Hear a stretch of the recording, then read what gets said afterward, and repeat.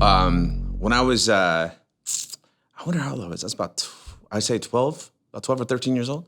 I developed this scam, this movie theater scam, because my little brother and me went to go see The Page Master, and it was like Macaulay Culkin's next film after. Yeah. I remember that. Yeah, after Home Alone, and we thought it was gonna be dope, and we're gonna go check it out, and it turned out to be like half cartoon, and like I was pissed, and I was like, this movie sucks, it was terrible. Yeah. So I said, fuck this, and Sure, 100%. I said, so I was like, fuck this, and so I got our ticket stubs, and we went down to the water fountain in the mall. And I was like, so I got I wetted them, and I was like, rubbed them together and kind of made them all faded out a little bit. Okay. Threw water on us, both of us. And then I went to the box office guy, and I was like, yo, we got in trouble. We're getting kicked out the mall, so because we're fucking around in the fountain. And he was like, oh, okay. I was like, can we refund these? And he was like, yeah, sure. But I had, faded out the time, and but he could see that it was the Page Master and yada yada yada. Right. He gave me my money back, and I was like, looked at my brother, and I was like, that shit worked. And I was like, hold on, stay right here. So I went to the guy that checks the tickets, and he had already seen me go in. So I go, yo, I think I left my wallet in there. Can I go grab it? And he was like, yeah, no worries. So I went to another movie that was about, because, they showed the times of the play. Right. So I went to one that hadn't started yet. And then I was waiting for someone that I can ask to get their ticket stubs, because I was like, if I could refund them now, I know that I could do that. So I waited for somebody, and I was like, and as I'm watching people walk in, I'm like, no, they won't work. They look too stuffy. And I go, he's sizing people up. Yeah. And so I was like, yo. And then I seen this couple, and I was like, yeah, this dude, he got a date, or he's gonna definitely. So I was like, yeah, man. I was like, do you mind if I get your ticket? I'm gonna sneak my brother in, because I don't want to go through the back door. And if it was like, that's a good ass idea, you could just sneak him. I was like, yeah. He goes, oh, okay, babe, give me your ticket. So I got their ticket stubs, and I gave it to my brother. I go, we did the kind of wedding thing. I go, now you do it, but you do it to the other box office person. Don't do it to the same one. So he came out, and it's not a lot of money. It's like what, $16, $17 at that time, right. And it was matinee, but to a 12-year-old, and my brother's like 8, we're like, whoa, we got like making dollar money rings, and we out here now going to the sweets factory. We're kind of living it up. And then I was like, yo, I go, that works. So I started doing it regularly. But this time, what I would do is I up the game every time I have I would do scams all the time. Yeah. Mind you, you're 12 at this point. Yeah, I'm 12. Yeah. Okay. And I was like, because I wasn't even afraid of the cops. I was more afraid of my mom ever finding out. So if I did a scam, I had to make sure it was foolproof. Yeah. So what I did one time is, so with that, but I always up it. I always push the line. And there was this napkins that are, the condiment parts. So I thought I invented this idea, but apparently I did, and it's called paper jamming. I didn't know, but at the time I thought I did. So I grabbed it. I grabbed a whole bunch of napkins, and I went to every back door of the movie theater, and I put napkins in the keyholes so that it doesn't latch. It just always stays like that, because there's... For the back door? For the back door. Gotcha. Because, if they close it, then, Right, so yeah, if you just put it never, all you have to do is just grab your fingers in the top of it and pull it back, because it never latches. Right. So I did it on all of the doors, so that in case someone find one of the doors, it's okay, because I got 4 or 5 more options. So what I would do is I would buy a ticket, I would go in, I would ask a whole bunch of people for their tickets, come back out, refund them all, go back in one of the back doors, watch the whole movie, watch a second movie, wait for the shift to change, wait for matinee prices to go up, and I do it all over again. What kind of Wall Street cocaine? Yeah, and I did that like, I would go to the movies and make like $60, $70, and I turned 14 at this time. Where was this at? This was in downtown Sacramento. Gotcha. And then sometimes in a place called Arden, and so I was doing that, and then I'd make the money, and then I'd go buy weed, and I'd step on that, and then started slowly but surely. So you start just growing. Yeah, you're 13, you're 14, you're a movie theater hustler at this point. Yeah, just trying to you keep pushing the lines, and so one day though, I was at the Arden movie theater that we have over there, and like Star Wars Episode 1 opens up, and this is the first movie to ever open up and play around the clock. And I'm like, in my brain, I'm like, oh, I'm gonna get paid. Yeah. Because now I'm looking at paper, and I'm reading box office. Now I'm reading, like, trying to figure out what makes the most money. And So I noticed though that in the movie theaters, like this time I'm 16, I'm around 16, 17 years old, and I noticed that the movie. You got a full blown career at this point. Now I got a pencil in my ear. I'm over here checking out the market. Know the employees and shit. Hey Sarah, how's the baby doing? Good. Yeah. All right, cool. You 14 and shit. Yeah. And this time I'm about 16 now, and so the movie pops off, but I noticed that the workers are all my age. That's the thing too. I noticed. I was like, and the only thing that separates, the ticket checker from the manager is a suit. That's it. So my brain, I was like, yo, I'm gonna push this a little further. Jeez. So what I did is I got a disguise. went to the secondhand store and I got a suit. Yeah. And then I cut out little Century logo, and I made a name tag for myself. No, you didn't, bro. Yeah. No way. And I went to the movie theater, and instead of having to ask people, because that was another thing too, that was a whole salesmanship thing. Now I don't even have to ask people. I got this suit on, I got the flashlight, and I'm inside the theater. It's no more.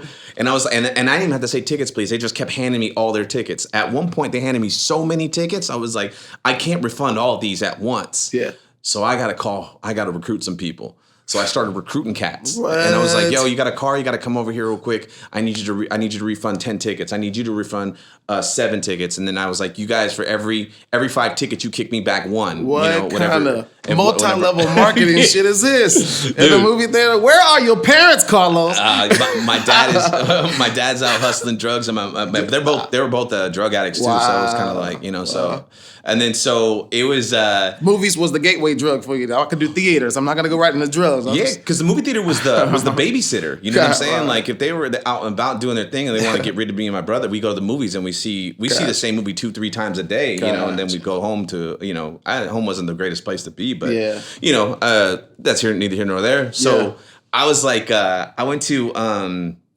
So what happened was I did that. And I recruited a dude that had a car, and because I didn't drive, I have a car. So now we're not only hitting that movie theater, we're hitting all these movie theaters. I got like 3-4 G's after a while. Like I was doing it. That sounds like a bomb ass documentary. I want to see that shit. 12-year-old you just fucking mashing a ticket off. There was one security guard that kind of knew what we were doing, but didn't really know what we were doing. And it was funny because I would see him around town. Like I think he knew. But he really, what was he gonna do? Like, because he was riding the bus with us. I remember seeing him on the light rail on the bus a couple times going to work. So he's probably like, I ain't got time to fucking, these kids they're not causing any ruckus, so fuck it. And but the thing is, there's such a high turnover too in movie theaters. So that was another reason why we're able to do it so many times. Because nobody could keep up with who's a new dude, who's not. Yeah, all the time. So there's always just one main person, but you just got to stay away from that one main person. And they don't really actually be on the floor because they were already on the floor at one point. They're like, you guys deal with that. So did you have to go in there to a new movie theater first and kind of stake the place out and just kind of pay attention and watch how people are moving and shit? Yeah, like which doors are the exits in case we do get caught when we run out where the car's sounds at. like heist. Dude, it is that sounds like heist, bro. We'd have the car parked in a specific spot in case we're like, okay, once we hit these doors, no one knows that these go outside actually, and then it goes right to the car. Right. Get the napkin. You didn't bring the napkin? Yeah. You forgot the napkins, Benny? For real. I'll get put the napkins in that door. I'll go get the right side. All day. I got hella. I was like, and then I had all this money. I was like, yo, I'm gonna buy a car. Yeah. And I was like, yo, why am I gonna buy a car? I've already traveled Sacramento. Yeah. And this my one friend, my one friend. I don't know why I said it that way. My one friend. Yeah. He put it in my head the idea of traveling. Because I was like, I'm gonna go to the Air Force and travel the world like that. And he was like, well, you could just do it yourself. Why don't you just do it now? You got enough money. And I was like, you know what? I think I will. To travel? Yeah, to travel. Wow. And I'm a kid on food stamps. Yeah. My parents are addicts. I'm not living in a good area. Right. So you were ready to get away. I'm ready to get away, but I'd have never thought to go to Europe until this cat was like, you should check it out. And so I looked and I found that a ticket at the time, a round trip ticket, if I booked 6 months out, is $600. I was like, damn, that's not nothing. And then I found a Euro pass, which was like about $1,000.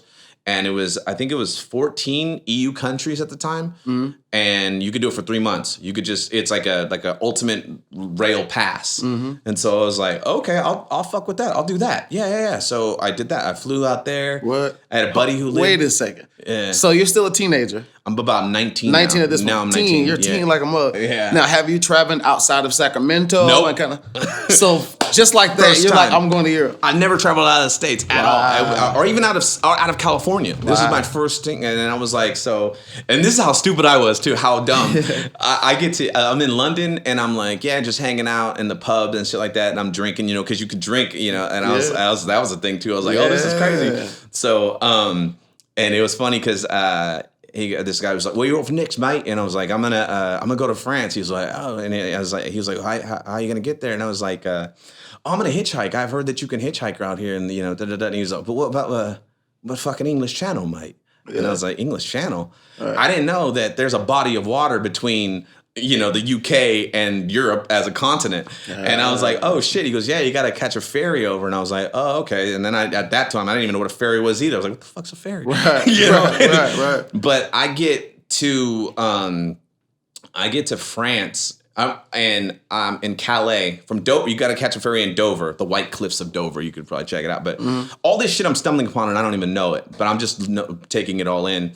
And I go over to Calais in France, and I hop on a train, and I'm in this. I hop on a train, and for some reason, I don't feel that I'm on the right train. And I go to this French guy, and I was like, "Yo, is this going to Paris?" And he goes, "Pardon, monsieur." And I was like, "Is it going to Paris?" And I was like, "Paris? Is it going to Paris?" He was like, Paris. And I'm like, "You fucking asshole." Yeah, Paris. You know what I mean? Like, I'm lost. And he goes, no. And I was like, all right. So then. It's a pretty good French accent. By the way. That's pretty good. And so I get off and and there's these, I'm not knowing because I don't know shit. Yeah. So I'm getting off in the next stop, and I didn't know it was a village. I have to walk like 2 miles in.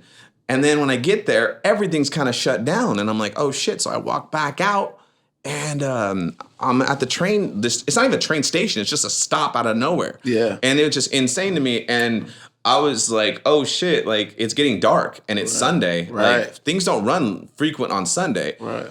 So I was like, okay, well and I started looking at the map that had like times, and I couldn't find the times. And I was like, oh shit, I'm stuck out here. And I was like, I seen a phone booth, and I was like, oh shit, I'll call 911 because I started freaking out. You're all alone. I'm all alone. You don't even know what the fuck. You can barely speak to people, dude. Wow, dude. Then I understood what an alien was because I was like, I can't speak it, I can't read it, I can't write it, I can't tell. Because I was like, I'll call 911 and I'll tell them where I'm. Help me out. Surprise, motherfucker. But. What France? What if 911's not in France? Right. There's probably maybe it's 711. Maybe it's something else. Maybe it's I don't know. Right. And then off top, and if I do get somebody on the line, how am I going to tell them? Where I'm at. Right. I'm in jeans and a hoodie. Right. I don't know where I'm at. Trace this call or something. And then as I'm on the phone, I was about to grab the phone. I see some trains banning, and I was like, yo, I'm going to go sleep in those for the night, and then maybe tomorrow I'll catch a plane. Because I already had in my head, like, I'm ready to rough it. And it was hella funny because I go, fuck, I'm going to get bit by a spider. I go, what if they have, like, killer spiders here, bro, that I don't know about and all this other shit? I started flipping myself out. Yeah. And then out of the distance, super far, because it was dark now, and I just see a little tiny light, and I was like, please God, let that be a train. Right. And it was a train, and then my next thought was like, please God, let that train stop here, because I was afraid that it was gonna pass by, and it stopped, and I ended up getting on it, and I went to the next town.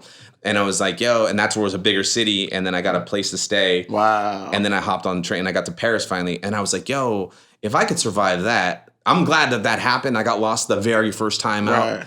That I handled it okay. Yeah. That now I could do whatever. So now I'm in Paris hanging out in France, and the thrill of it's gone now. And I'm like, all right, let's do this shit over again. Let's go to Italy where I can't read, I can't write, I don't know where the fuck I'm at. And I'm starting to, and after that, I didn't ever want to bust out my travel book either because I don't want to look like a tourist. I wanted to blend in. So like I would walk around for hours and hours all over the place. And like I stumbled into the Colosseum by accident, the ruins, and dude, it was fucking, it was dope. It was, all on the same trip. You're 19 years old, something like that? 19 years old, yeah. I went to 12 out of the 14. Wow. I just started, I was out there for like 3.5 months, just, sleeping in trains and parks and hostels, people I met. That's crazy. I learned way more in 3 or 4 months of Europe than I ever did in 4 years of high school. Wow. I was just about to ask, how do you think that experience changed your whole life and perspective coming back? Dude, the perspective was just interesting because I realized that it's everything that I was worrying about doesn't mean shit. I was like, it's just one town in one city in one state. It's not even a big deal. Every lost fight, parents' addictions, welfare line, none of that shit matters. Every choice I make now, because I was forced with every choice I make I'm gonna have the effect. Not later on. I'm gonna have it right now. Like if I hop on this train, I'm wherever the fuck it takes me. I'm in Dover or I'm in like, Copenhagen. You know, it's like, and then I gotta suffer those consequences of whether I can speak it, write it, or anything like that, or not navigate. So it was very like, yo, man, like you are responsible for everything you do now. And that just blew my brain. And I was like, oh shit. And then like I said, I started reading too. I read a whole book for the first time. Like, I was reading, like, I read at least like 5-6 books, and my lexicon grew and all that shit. But I read Catcher in the Rye for the first time finally, and I was always hearing about this book. I never knew what it was about. Yeah. But it's a pretty good book, and I started realizing I relate a lot to the character Holden Caulfield, you know, and so it was very. It was interesting, man, and I miss it, and I got so addicted to traveling that became my new drug, because I started to, when I came back, I would back to Sacramento. When I came back to Sacramento, I would get jobs. Yeah. And then I would buy a plane ticket for 6 months out, and then I'd work for the 6 months and just save, and then I'd just quit the job and I'd bounce, and I'd go to like China, I went to Africa, I went to Canada. That's what I started doing. I started traveling all over the world, and Australia. That's another place too. Oh, and then, beautiful. What part? I went to Sydney. And Melbourne. Melbourne? Yeah. Okay. And I hear it's beautiful there too. It's nice. It's hella nice. And there people are great too. People are nice and stuff. Apes and lades have a mite. And it was great. And then so I started doing that. And then at one point I was like, I'm gonna get back into stand-up, because I started stand-up like when I was 16 and I stopped about 20. Hold on. So stand-up was birthed around the same time you were still dipping in and out of the movie theater hustle, right? Yeah. How did you even get into stand-up at like 15, 16 years old? How does that even? There was a teacher at I went to a continuation high school called American Legion, and he was a substitute teacher. His name was Mr. Cannon. Shout out to Mr. Cannon. Mr. Cannon, yeah. It was a SSR, silent sustained reading class, where all you're doing is just reading, and so everyone's quiet, and I can't handle quiet. So I start fucking around, was joking and stuff like that. And like, there's these other comics, or these other class clowns, and it was 3 of us, but it was always like a constant battle, I guess, apparently. Yeah. And we chatted within. It's funny that I think about it now, is that they were always pitting us against each other. Like, Chris is funnier, Carlos is funnier than Steven.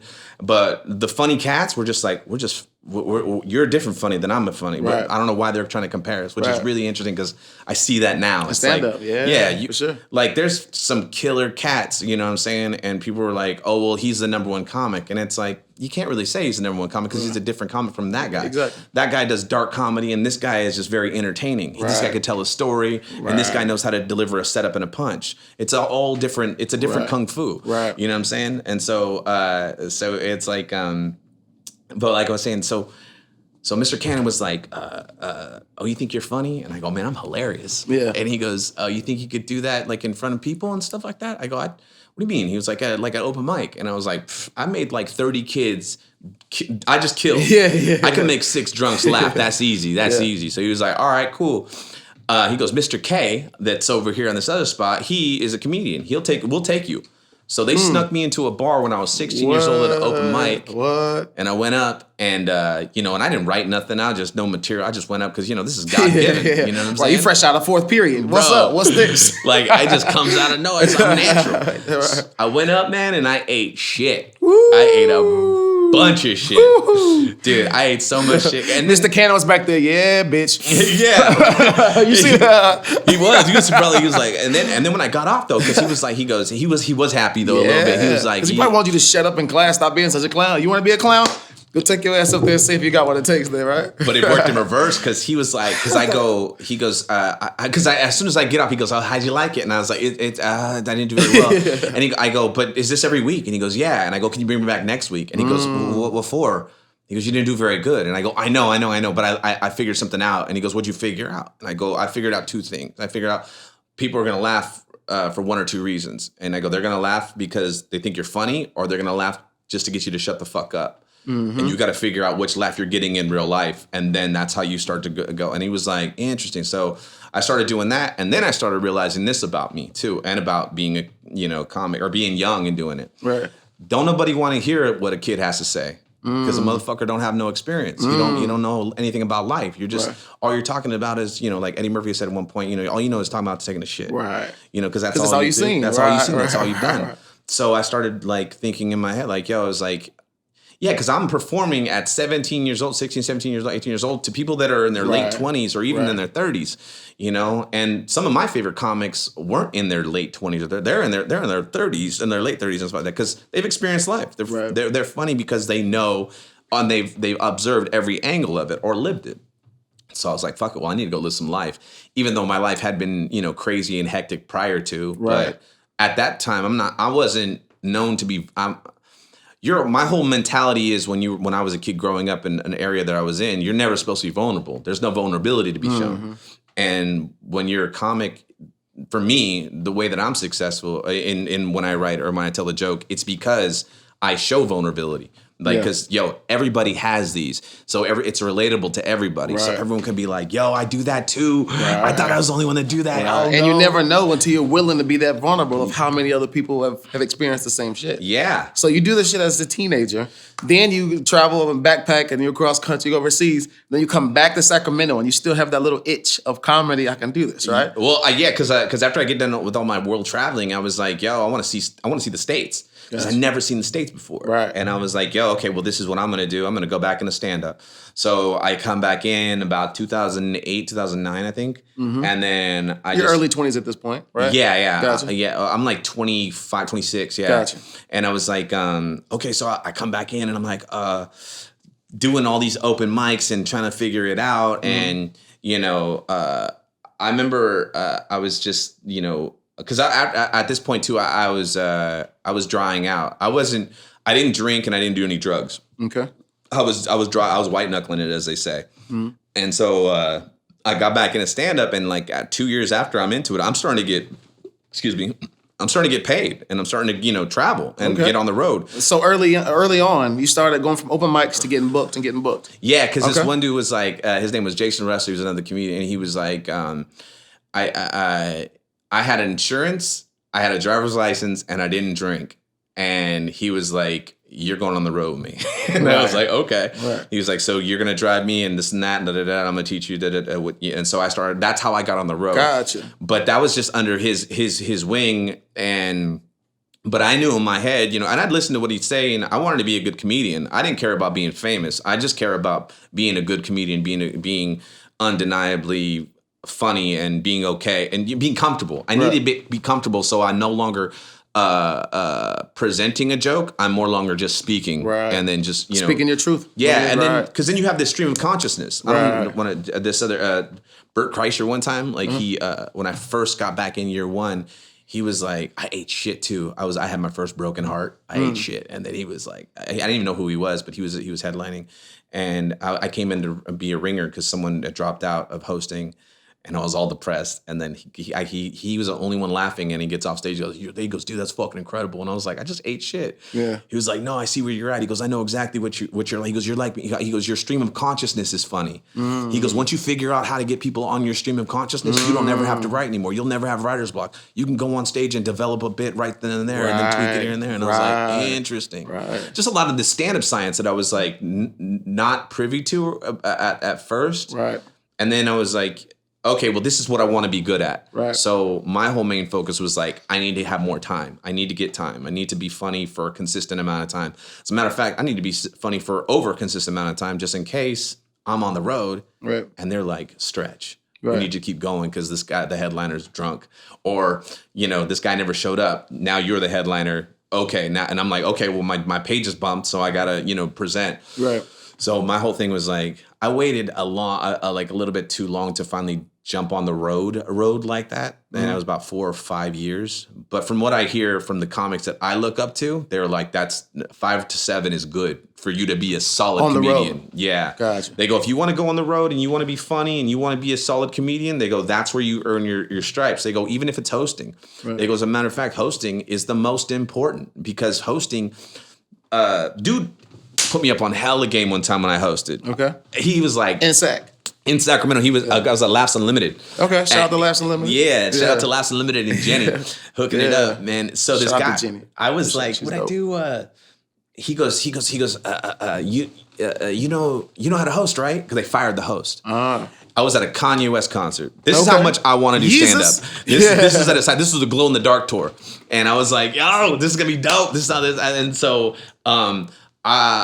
we were like on the freeway, and I get the call. They go, hey, it's either out of you or this other comic. Whoever makes it here first gets the weekend because they fired Oh Boy. And I was like, oh shit. I go, you guys, I'm dropping you off. I gotta go. I bought 3 of the tickets for the people that didn't go because of my brother's birthday and my friend's birthday. To go to the Kanye concert. Yeah, so I came out the pocket to take them, and I was like, yo, here, sell the ticket or give it to somebody who's. I was like, I gotta go. So I went, and like I said, I'm making host money, so it's not even that money. But it's like, yo, I want to get in this comedy club. I don't give a fuck. Right. And so I get there, and he goes, the headliner goes, all right, man. He goes, do you know how to host? Because we just got rid of that guy because he didn't know how to host. And I was like, yeah, no, I know how to host. And he looked at me and goes, you don't know how to host. And then I looked at him too, and I go, I don't know how to host. He goes, all right, I'm going to give you a little crash course in hosting. And he goes, this is how it is. This is what hosting is. He goes, you're at the venue now. I'm at the venue now. Okay. I'm like 30 minutes to go up. They called the show's going on. You got to get here. Got you. And so I was like, I go, he goes, so what you got to do is you got to, so this is how you host, buddy. He goes, you ever throw a party in high school? And I go, yeah. He goes, all right, okay. You host, okay, so you got a party in high school. Yeah. You want your party to be the best fucking party ever. He goes, you want your party to be so good, because parties usually happen on Friday or Saturday night, that they're talking about it at school on Monday. Right. That's how bad you want your party to be kicking. He goes, so this is what you got to do. How do you do it? You fucking open the door. You fucking greet them in. How you guys doing? You doing well? Doing great. That's good. I love it. I love that shirt. I love this. I want one like that too. What you call it? Come on in. Come on in. Hey, everything's going on here. The drinks are over here. The people are over there. This is going on. He says, by the way, matter of fact, that makes now I think about it, that's so funny because the other day I did this and that and da-da-da-da-da-da. Yeah, funny story, right? That's crazy. Yeah. Oh man, if you think that's a funny story, I got a great one for you because my buddy, he's hilarious. You got to meet him. You guys, next guy coming out, give it a big round of applause, boom, and bring him out. Yeah. He goes, that's what it is. A host is just, he's like, you think it's your set. It's not about your set. It's about the show. He says, you may not be the show, but you're the face of the show. Yeah. Because you got to keep coming back out. You gotta have them like you, and then because if they don't like the next comic, you got to come back out and erase Bring it back to life. Bring it back to life. And I was like, interesting. And so he was very putting me up on game like that. And then I was like, okay, so now I know how to. And with that, with information like that, I was like, yo, now I know how to do things organically. Mm-hmm. Now I don't necessarily need to be in a structure or in a system when I'm telling a joke that if something goes wrong, if life happens while I'm doing this, I'm not thrown off. Right. I roll with it organically, and then we might come back to it. We might not come back to it. Right. Maybe that shit's dead. Facts. Maybe I go on to something else and all of a sudden find some new shit. Right. Oh, dude, that's bro. Cheers, right there. Because you know you're hitting home with me, bro. Because I've been hosting. This is my 10th year, 11th year. So it's all that stuff, bro. So I had a conversation that definitely is hitting. Hosting is a shit. Hosting makes a comedian way better than anything else. And everyone's like, oh, they want to be a feature, and oh, they want to be a headliner. And it's like, yo, that's great, but you're not going to get the skills that you need in order to be the best headliner, because everything that a host deals with, a headliner deals with it too, but in a different aspect. So let's say at the beginning of a show, it's a cold room. Right. So people are like not ready to laugh. They don't even have the rhythm of it yet. Right. They're meeting each other up. So they're talking. They're talking and having like, a conversation. I haven't seen you. And they're ordering drinks. Right. Another thing. So let's take those 3 examples and put them on at the end of the thing. So you're talking about a cold crowd. Now at the end of the show, you're talking about a headliner that's dealing with a drunk crowd that's not listening. So that's almost the same as a cold crowd that's not listening. But and then you're dealing with people that are talking because they got the check drop. That's another thing too. So you got to deal with that whole check drop and all that stuff like that. Then you're dealing with like lulls too as well, and you already know how to do that because you've already helped the show out after someone else buried themselves. Right. And so boom, boom, boom. It's That's true. It's like the gym. It's like the gym. It's like American Ninja Warrior for comedy, right? Yeah. When you're hosting, because you do have to deal with everything. You got to bring the energy up, control it. Sometimes when the wave is good, let that wave stay, and and make sure the party is lit and it's consistent and it's free flowing. And, exactly. Yeah, man. So I enjoy it. Even when you also have to know when to back down too, because there'd be times where it's like the show is really going good. Right. There's no need for me to be stepping in here. Like, you know what? We're going to keep this party going and rolling. You guys still go? You guys still, yeah? Let's go. All right, boom. Bring it on. Right. Let's go. We're going to bring out and boom, boom, boom. Before you know it, people are like, oh, shit, it's over? Oh, shit, that was 90 minutes? That's crazy. Right. Yeah, so it's a lot of that, too. Gotcha. But hosting is one of the... I'd say underappreciated parts of stand-up, because everyone thinks people think that hosting isn't a comedian. Yeah. But that's not true, man. That's one of the things. It's like it's the base of the show. If you don't have a good host, fuck, dude. You're like, that's true. It sets the tone. That's true. That's true. Because you can have the dopest headliner, but the host is controlling the flow of the whole show, and it leaves all the responsibility and pressure on the headliner if the stage isn't set right. Yeah. And the show isn't great the whole night. You can have the best stereo system, but if someone don't know how to work the equalizer, then you're fucked. Boom. You know what I'm saying? Easy. But it's like, it's crazy, man. And then like, what was it too about the hosting spot too, or about the headline? So you made it to the show in SAC, 30 minutes. He's giving you the speech of how to do it, right? Yeah, and then it clicked. It clicked. It just totally clicked. I was like, yo, this is. I figured it out, and I didn't figure it out. I was told, I was given a blueprint, and then did it like that consistently. And I was like, okay, cool. And after a while, like, I started getting on the road and doing it, and then producing shows. That was another thing too, because old boy was like, he goes, if another comic will always remember another comic to put money in his pocket. Right. And at that time, I thought that were to be true, and I learned later on it's not. But that wasn't where I gained the lesson at. The lesson that I gained out of that was, it doesn't matter what another comic remembers or what they don't remember. It just remembers who you are. Right. Don't do it to get anything back. Don't have an agenda. Otherwise, you'll get what's feelings hurt out here. Get your feelings hurt out here. Yeah, because those expectations will leave you lingering and hanging and waiting and resentment. Yeah. You see those comics too in the clubs that feel like they've done this and they've done that and they've done people right, and they're sitting around here with the sour face. Yeah, and it affects your craft. It affects how other people pick you up and want to interact with you. So that energy can be toxic. There's some toxic energy. There's hella toxic in the industry for sure. And that's why I'm like, I can't really control what other people do or how they react or whatever. I was like, all I gotta do is just control how I react in my end. So it's like, I'm good, man. Right. But the thing I learned about that was producing, and producing was a whole different hat in the game. Yeah. So comedy to me was like playbooks. Right. You know how every week in football you get a playbook. Right. Like here's. We're gonna play Dallas, so we only got to attack Dallas this way. Here's your playbook. Or we're gonna play Bengals. So in stand-up, I was like, for playbooks, to me, it was like, okay, first playbook is be funny, and I was like, okay, got that. Right. And then the next playbook was like, okay, here's the business part of it. Right. And you're like, okay, so business cards, websites, marketing, da. And then the other one was like, then this third playbook came in here to play was like politics, and I was like, oh. I don't think I like this, but I guess I'll do it, but I'll try to do it my way, I guess. But every time I got a different playbook in this game that I'm kind of looking at, was comedy constantly asking me, you still want to do this? Mm-hmm. Do you still want to do this? You get a lot of those moments. You get a lot of those moments. Like, you built for this? Yeah. You really think you built? All right. Yeah.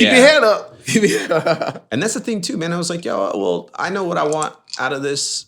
The other day I posted something too, and I was like, I've been chasing the dream for 13 years and didn't realize that I've been living it. Mm-hmm. I think I saw that too, man. Yeah. Message. And because sometimes you'll take focus off of what because God gives me what I need, not what I want. Yeah. And I just have to discern what are my wants, my needs. And then sometimes I realize the things that I want aren't even things that I want. Mm. It's the things that the world is telling me that I want. Society tells us that you want. Yeah. And I'm like, as you're scrolling, you're like, I should have that. Why am I not doing this? Why am I not, Yeah. And I was thinking about it. I was like, I moved out to Vegas. I get to hang out with some of the funniest comedians, ever. I've got good relationships. I'm with good standings. And I was like, I do stand. I talk shit and get paid for it. Right. Dude, this is dope. Like, what am I complaining about? Exactly.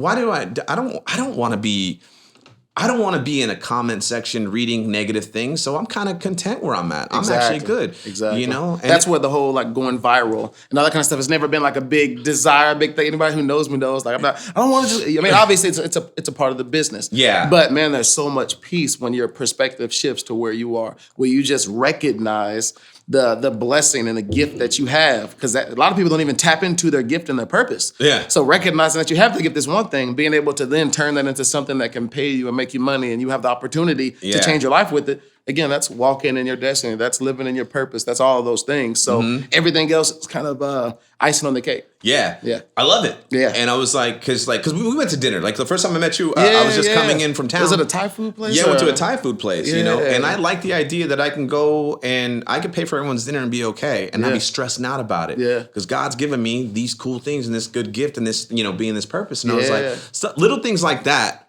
aren't supposed to be how I say little things. Those things are monumental, especially from a kid where I came from. Like, dude, you're not stressing off of anything. You don't have to worry about anything right now. How have you been perceived amongst your community and your family and your friends? Because you've been in the game for a while.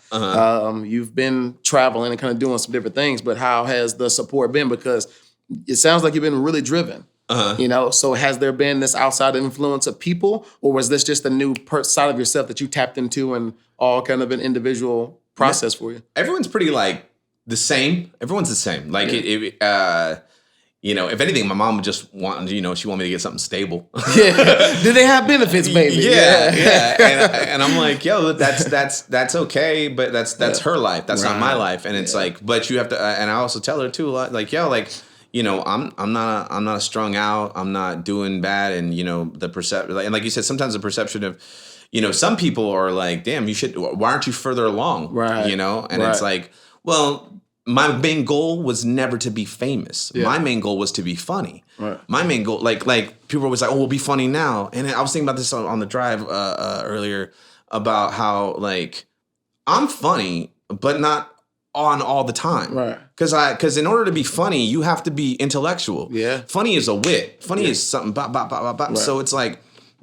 I'm not going to be constantly making jokes over here and here and there. But when I see something that I'm like, okay, boom, that's funny. Or I can say something like that. So when people are like, oh, you're not even that funny or da-da-da-da-da. And it's like, well, I'm not trying to be funny right now because right now because first off, you ain't paying me. Right. Because I get paid now. Right. But people expect that from you. Yeah. You're a comedian. You give me a joke. Or he's not even that. It's like, you know what I mean? They don't get it, you know? It's so funny. One time, I was at a 4th of July thing.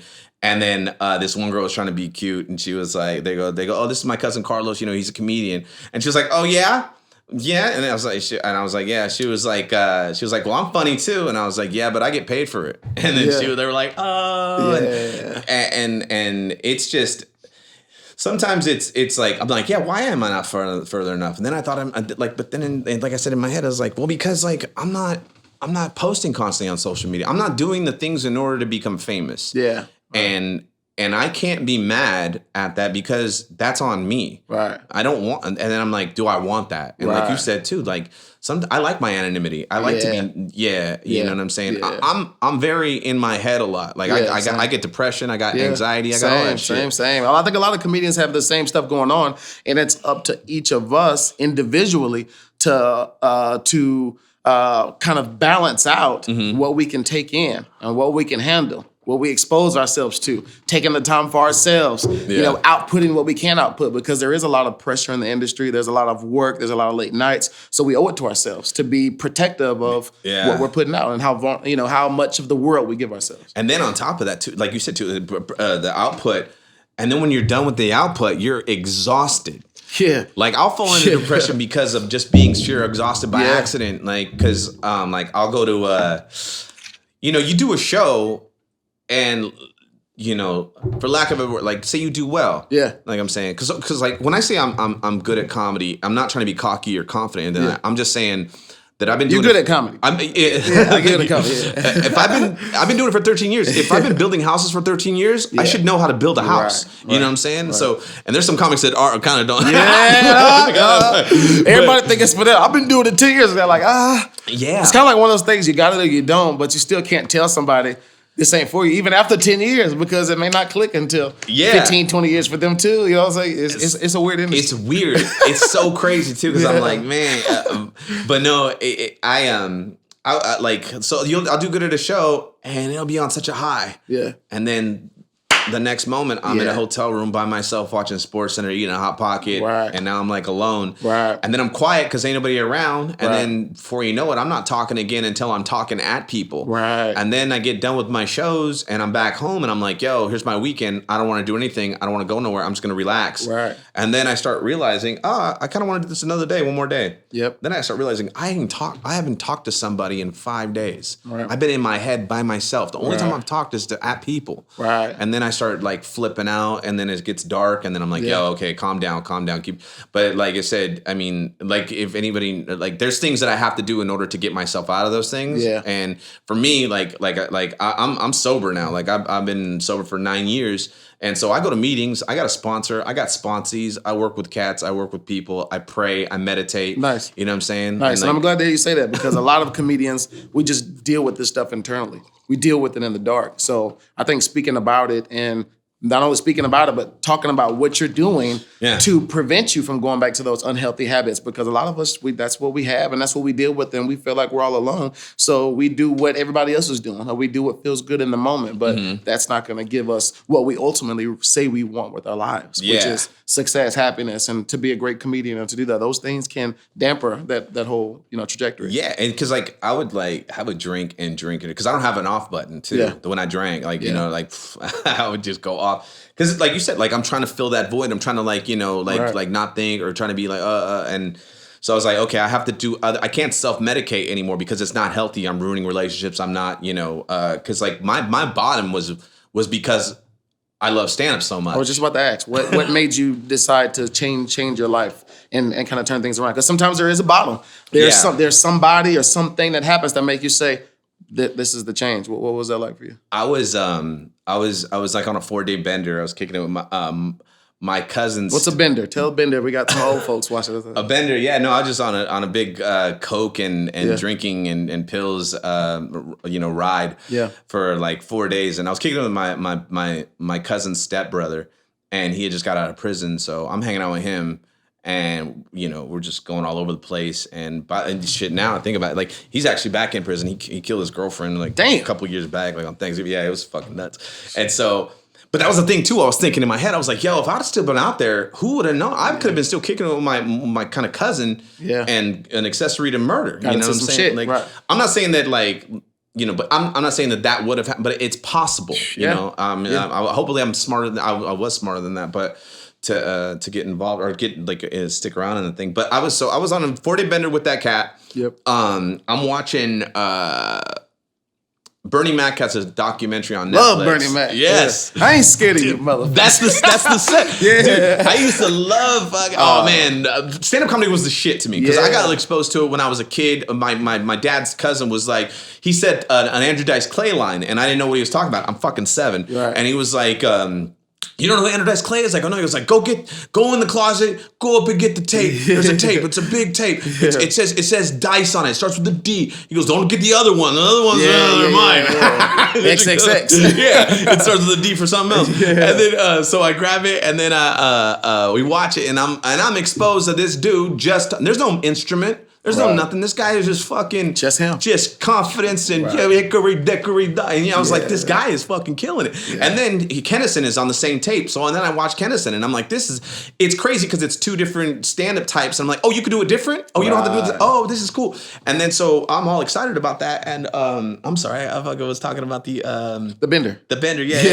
Oh, because of Bernie Mac. Bernie Mac. So I was like, yo. So I'm watching... I would watch Def Comedy Jam constantly. That was my shit. Hell yes. I grew up on Def Comedy Jam, and that's how I thought comedy was done. Yeah. I thought Martin Lawrence is how you do stand-up. I didn't know how big an influence Martin Lawrence is on me until later on, because he was on Def Jam and never did the same set over. Yeah. So when I started stand-up, I never did the same set over. I thought it was cheating if you said jokes over. I seen the comics doing it over. I was like, oh, he's horrible. He did that shit last week. And then someone told me, they go, no, you can work on it and get it better. And I'm like, oh, okay. But So Bernie Mac was on it, and I see the documentary. I ain't scared of you motherfuckers. Yeah. And I am drunk, and I'm watching this shit, and I'm just like, so like I've been kicked out of high schools, and I never went to. I'm only in like 1 year, but I'm drunk in my yearbook too. Yeah. Damn. Yeah. I'm like, somebody find that picture. I want to see drunk Carlos. I'm like 14 years old. I'm faded. Right. You were a movie theater hustler. You were a pimp. I was out here doing it. I ain't got time for school. I ain't got time for picture day, bro. Right. And so I was watching it, and I was getting excited. And like I said, like I didn't do a lot of high school things. You know what I'm saying? I didn't go to prom. I didn't go to, I wasn't on a basketball team. I wasn't on any of that shit. Right. So like when people watch stuff in movies, when they see a basketball moment, they're like, oh, they can contextualize with it. They're like, oh, I've shot a shot and had the crowd react. I've been to a dance and I know what that feels like. I don't know what none of that shit feels like. I don't have any reference. But I watched Bernie Mac, and I was like, I know exactly what that feels like. And I go, and there's not a lot of people that know what that feels like. Right. I go, I've been on stages where all of a sudden one night it just happens, and you take from here to there to there to there to there, and you fucking throw them, and you're just having a good time to where you get off the stage and you don't even know what the fuck just happened. Right. And I was like, I do this shit. I do that shit. And I realized I don't do that shit no more. Yeah. I do this shit. I sit here and I drink and I do blow in the closet so no one knows that I do it. It's just, And I don't even go to comedy gigs no more. Like I'm kind of calling out, man. And I was like, you got distracted. I was like, I don't even like this. Yeah, I like that. I'm just used to this, and I go, I gotta fix this. And I prayed to God, and like I said, man, people that got a problem with that, don't worry, God don't got a problem with you. Yeah. So I'm like, God didn't speak to me, but it was like I have to describe it as the Force, like the Jedi type of shit. Yeah. I just woke up the next morning and knew what I needed to do and where I needed to go, and I was moved to do it. So I went to a meeting, and I got to a meeting, and then I was like, there was 1 minute left in the meeting, and I flipped out. I had a panic attack. I didn't know it was a panic attack at the time, but I had a panic attack, and I was like, I was like, what's going on? I was flashing, my hands got heavy, and I was like, couldn't breathe, and I was like, oh shit, what? And so I left. But I was like, I have to finish the meeting. I missed a minute, so I have to go back at 7. And then I went back and I finished the meeting. And I realized later on why I had the panic attack. And it was because finally I was in a place, which was a crazy place because it was a ton of weirdo motherfuckers, but they were all speaking some shit I understood about, insecurities, about, not having enough and drinking and failing and this and that. And I understood. And I felt safe in that environment, which is crazy because these are a bunch of fucking weirdos. Right. Look like Pirates of the Caribbean. But they were talking your language. They were talking things that you could relate to. Just like the comedy documentary. And I felt safe in this weird ass room. And I knew in a minute that I was going to have to go out into that world where I wasn't safe anymore. Yeah. And that flipped me out. And so what did I do? Fucking lashed out and fucking got up and left. Yeah. But I went back and I kept going back. And then like the next day I met my sponsor. And then 9 years ever since, man, I've been having a good time. I've been living life, man. That's dope, man. That's dope. Yeah. Yeah. So I mean, you've been on this comedy run for a long time, man. I mean, where do you plan to kind of take things from here? Or is stand-up comedy it for you and you want to continue to stay in that game? There's stuff I'd like to do. Like I love acting. I like being silly. Like I've always wanted to be an actor. I'm a big film fanatic. I'm a big movie fanatic. Cool. You know what I'm saying? But like I like being a comedian. You know, I respect it. I respect the art form. I don't like people that use this as an entry-level position in the conglomerate of show business and then just kind of like disrespect it. Yeah. So it's like I would like to be a bigger comedian. Yeah. And if I could do side things, then I could do side things. But I'd like this to be my main thing because I'm the boss here. Right. I get to write, I get to pay, I get to be paid, I get to comment, I get to do all this stuff. And like, I get to be creative all the time and evolve. You know what I mean? So, and if people don't want to jump on that, then they don't have to jump on that. That's not like, that's okay. Cause this is what I do. Right. This is not what you want me to do. Nice. And so what brought you to Vegas? I mean, Sacramento, you're obviously rolling, you're hosting, you're producing shows. People are starting to know you around the town. You're making noise. You've been on the road. Where the hell does Vegas come into play with all of this? Yeah, man. So like I said, that was the thing too about that. You get here by accident like I did? Just no. Off the whim, or did you plan this shit out? No, I was like completely off the whim. Well, because like California was kept closing down. Yeah. And I love stand-up. Yeah. I can't, I need to do it. It's not like I need, like I'm going to die or anything like that, but it's like, it's something I like doing. I love going to the movies. As soon as the movie theater opened up, I went to the movies, you know, because I love going to the movies. So, Zoom shows wasn't it. No, Zoom shows were not. I need the connection. I need the live connection. I'm not even a good comedian. Like I realized this too, especially with like the Laugh After Dark, like the tapings and stuff like that. Like I've realized like I have to. That's a different skill set. Yeah. A live show is a complete different skill set from a tape show. Yeah. Because you're not performing for the audience in front of you on a live show. You're performing. I mean, for a tape show. Right. You're performing for the audience sitting at home. So I mean, everything doesn't translate. No, I've seen some people eat shit at a live show, and then all of a sudden seen it record it, and I'm like, oh shit, they did actually pretty good. Like it looks good, right? You know, and I've seen some people kill on a live show, and then go like, oh fuck, man, he got a lot bigger laughs than this. I don't know why it's kind of right because so it's a lot of different skill set, man. So, but like I said, I was leaving California because there was nothing going on, and I flew out here. I went to go play some bets in Reno. Okay. So I went to play some bets in Reno, and when I got there, no masks. And I was like, what? And then there were people who were eating inside. And I was like, shut the fuck up. And I go, y'all free out here? I was like, what the fuck? Right, I was like, yo, do you guys got a movie theater? And they're like, yeah. I go, is it open? And they go, yeah. I took myself to dinner and a movie. I went on a date. Taking myself out. I was like, hell yeah. So I went. And then I go, if Reno's open, that's Nevada. And Vegas got to be open. Right. So I went straight home, got a plane, got a ticket, landed. When I landed, the world changed again because that's when I landed the day that they attacked the Capitol. Oh shit! So like I land. The Capitol's attacked. Dr. Dre had a heart attack. Kim and Kanye split up. I was like, what's going on? Right. I was just in the air for only an hour and a half. Right. And then so I get here. I kick it with Trix and DJ. Shout out to Trix. Yeah, and DJ, both good dudes. Vegas has got a cool little community too. Yeah, they got a good community. And I was like, yo, and then there was like 12 other comics that I knew that were here. And then Jack was like, "Yo, man, I got rooms over at the Cosmo, but you could have my rooms at the Trop because I'm at the Laugh Factory all week." And I was like, "Okay, cool." And then so now I have a week to stay, and I got rooms paid for. Right. And I don't know who told Matt or anything like that, but Matt was like, "I heard you're in town." I go, "Yeah." He goes, "I didn't book a feature. Do you mind featuring?" I go, "I don't care. I'll do anything. I'm on some stage time." Right. So he's like, "All right, cool." So then I was like, "I got work already, and this is cool." Right. And then I went and hung out with Jay, and Jay showed me his apartment. And I go, "How much you paying for this?" He told me. I was like, "Are you shit?"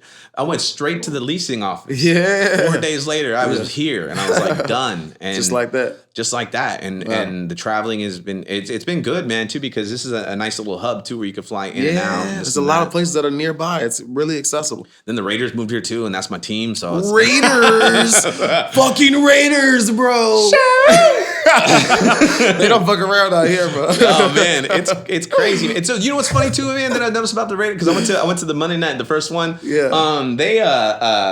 They're cashless. Oh shit! Yeah, so you can't use any cash. Wow. It's all gotta be card and transfer over. I think I heard that. Yeah, I was like, dude, that's crazy. That means that kills off like most of their clientele because we're all drug dealers. Right, in Vegas, right? Ain't no whole money in there. They can't bring them dollars in there. What you call? Ain't no transfers coming over there. It's just weird, man. It's different though. It's a different feel from Oakland to here completely. The games are just night and day. It's nice. Weird. So comedy's killing. You keep yourself big as in Vegas. There's a lot of women out here. A lot of booty out here. How have things been? You met any cool people along the way? You still playing the field? You just doing you now? I got a girlfriend now. Ow! Yeah. There we go. I got a girlfriend the last day I left Sacramento. I'm like, Are you shitting me? I was single for 10 years. Damn. Just doing stand-up. I chose to be, I was like, yo, stand-up is going to be the number one, because I always hear these horror stories about you can't, it's going to be really hard. And, because if you want to date a comic, it's like, comics are like, yo, are you free Tuesday night? Because like, I am date night. I can't take you out. I'm going to break promises. It's going to be hard. Right. So I was like, I'm just going to save myself from the stress, and I'm like, just not going to, commit to anyone or anything like that, and just do stand-up. Right. And so I chose. And, but then I met this girl, and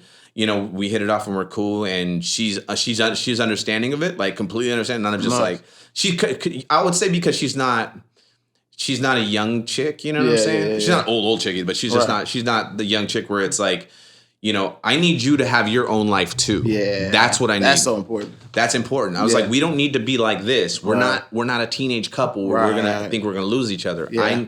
I don't need your friends to be my friends, and I don't need my friends to be your friends. Yeah. But we could be all cordial. So it's like, it's gotten to a point where it's really good to, we do live our own separate lives, but we come together because we want to, not because we feel like we're bonded because of the title. Come on, man. That's a whole podcast in itself right there, bro. Dude, yeah. That's dope, man. It's a trip. And that's how, but seriously, that's how I write stand-up. I write stand-up like how we're talking now. Yeah. Like, so when I was 18, I heard this quote, and it said, if you make people think, they will hate you. But if you make people think that they are thinking, then they will love you. And I was like, oh shit. So I started writing stand-up like in that aspect, because I was like, interesting. Because when you make people think like, I don't want to think about all that shit. That's stupid, man. I don't think all that.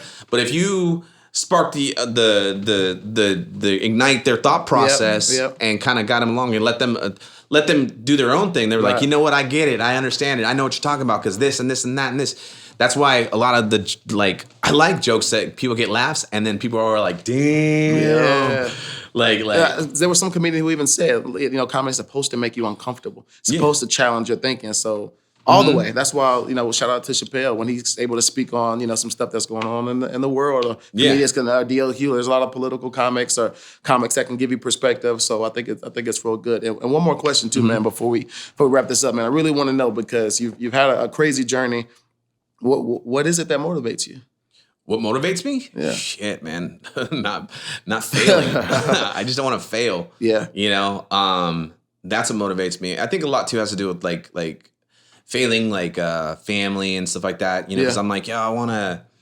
You want people to be proud of you. Yeah. You want people to, That's mainly one thing too. Is like I want people to be proud of me. Like I like the idea of the respect factor too. Yeah. There are comics that aren't famous that I respect completely a lot. Yeah. There are people that, there are people out in the world that I respect, and I like the way that I respect somebody. That's what I would like for someone with me too. Like, just like, oh man, like also to be kind of like, it sounds so stupid, but it's like, I want to, that whole Kaufman complex thing I was talking about. Like, I want to be able to like, man, I want everyone to have a good time, and I want everyone to be okay. Yeah. I know it's not possible all the time. Yeah. But I want to inspire people to try to do that right now in the moment, especially around me and when you're with me. And and it doesn't even need to be, I don't even need to be funny. I don't even need to be, we can even have a good time not talking at all, or just existing and being together in a moment. I think that's what I think that's what motivates me, to be that type of person. And I think comedy is the way for me to do it, because it's so instant and so reactionary right now. Dope. And so when people get offended when comics talk, then you're not living in the moment with me. What you're doing is you're checking your agenda in the back of your head to see if you could be okay with this, or to see if you can get something out of this. Yeah, because if I stand up and call them out on this, then I look like a good person, and finally I'm somebody good.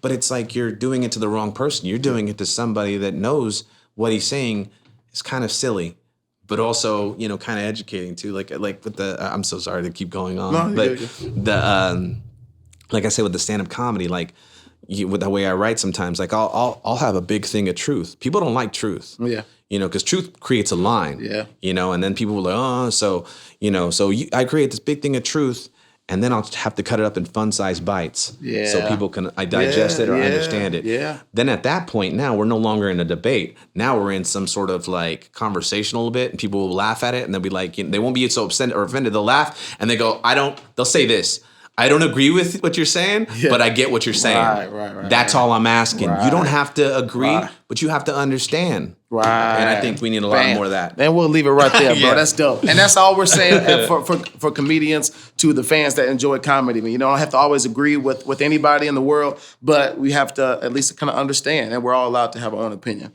Mm-hmm. So, this has been another dope fly episode of Do Tell with Laugh After Dark. Carlos, man, it's been a pleasure, man. Please tell the people what you got coming up in the next couple of months, if there's anything we need to look out for, and where we can follow you, bro. I'll be at Laughs Unlimited February 14th.